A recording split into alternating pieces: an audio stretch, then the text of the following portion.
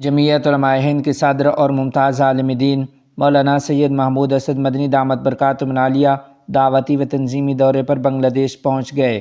تفصیلات کے مطابق مولانا محمود اسد مدنی صاحب نے اپنے دورے کا آغاز سلٹ 4 حلقے سے کیا، جہاں انہوں نے جمعیت علماء اسلام کے نامزد امیدوار ایڈوکیٹ مولانا محمد علی کی رہائش گاہ پر ان سے ملاقات کی ہے۔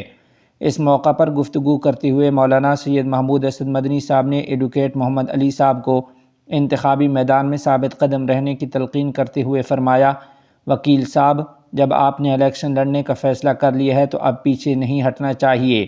عوامی خدمت کے جذبے سے انتخاب میں حصہ لیں، اللہ تعالیٰ کامیابی عطا فرمائے گا۔ مبصرین کا کہنا ہے کہ مولانا محمود اسد مدنی صاحب کا یہ مختصر مگر بصیرت افروز پیغام ایڈوکیٹ محمد علی صاحب کے لیے نئی توانائی اور عزم خدمت کی علامت بن گیا ہے۔ ادھر مقامی دینی و سیاسی حلقوں نے مولانا محمود اسد مدنی کے اس دورہ بنگلہ دیش کو دونوں ملکوں کے درمیان دینی و فکری روابط کے فروغ کے لیے اہم قرار دیا ہے۔ بین الاقوامی ختم نبوت کانفرنس کی کامیابی کے لیے عظیم الشان ریلی کا انعقاد۔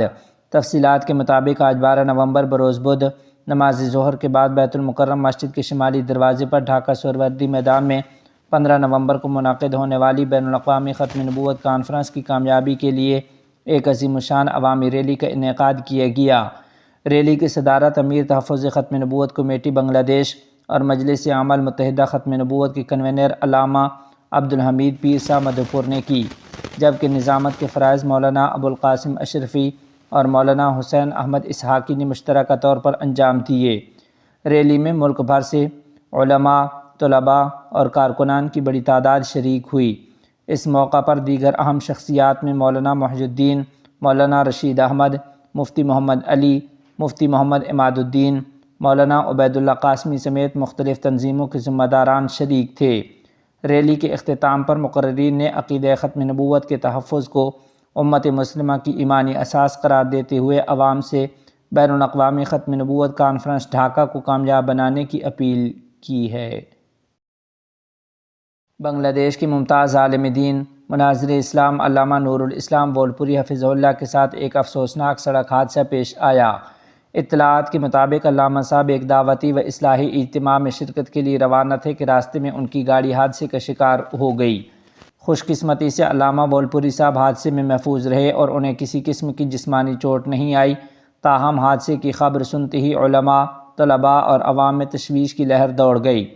قابل ذکر ہے کہ صرف 3 دن قبل مفتی حبیب اللہ محسود قاسمی، اس کے اگلے روز مفتی محمود الحسن اور آج علامہ نور الاسلام بولپوری حادثے سے دوچار ہوئے ہیں، جس پر عوامی و دینی حلقوں میں شدید اضطراب پایا جا رہا ہے۔ سوشل میڈیا پر متعدد افراد نے خدشہ ظاہر کیا ہے کہ علماء اکرام کے ساتھ پیش آنے والے یہ متواتر واقعات محض اتفاق نہیں بلکہ ممکنہ منظم سازش کا حصہ ہو سکتے ہیں اور اس پر سنجیدہ نگرانی کی ضرورت ہے۔ آخر میں دینی حلقوں کی جانب سے دعا کی گئی ہے کہ اللہ تعالی ہمارے علماء اکرام کو ہر قسم کی سازش اور حادثے سے اپنی حفظ و امان میں رکھے اور دین کی خدمت کے لیے ان کی اوقات و عمر میں برکت عطا فرمائے۔